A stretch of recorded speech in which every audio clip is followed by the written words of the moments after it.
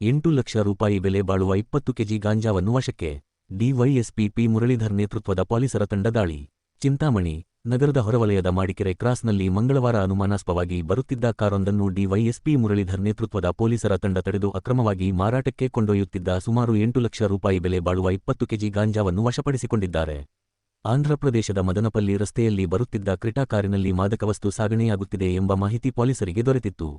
ಗ್ರಾಮಾಂತರ ಠಾಣೆ ಪೊಲೀಸರು ಮಾಡಿಕೆರೆ ಕ್ರಾಸ್ನಲ್ಲಿ ಹೊಂಚು ಹಾಕಿ ಕಾದಿದ್ದು ಕಾರನ್ನು ತಡೆದು ಪರಿಶೀಲನೆ ನಡೆಸಿದಾಗ 20 ಕೆಜಿ ಗಾಂಜಾ ಸೊಪ್ಪು ಪತ್ತೆಯಾಗಿದೆ.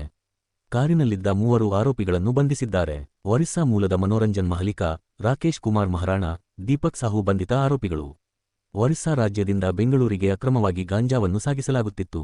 ಆರೋಪಿಗಳು ಮಾದಕ ವಸ್ತುಗಳನ್ನು ಸಾಗಾಟ ಮಾಡುವ ದಂಧೆಗೆ ಸೇರಿದವರು ಎನ್ನಲಾಗಿದೆ. ಈ ಹಿಂದೆಯೂ ಇದೇ ರೀತಿ ಸಾಗಾಣಿಕೆ ಮಾಡಿರಬಹುದು. ಇದೊಂದು ದೊಡ್ಡ ಜಾಲವಿರಬಹುದು ಎನ್ನುವ ಸಂಶಯ ಪೊಲೀಸರು ವ್ಯಕ್ತಪಡಿಸಿದರು.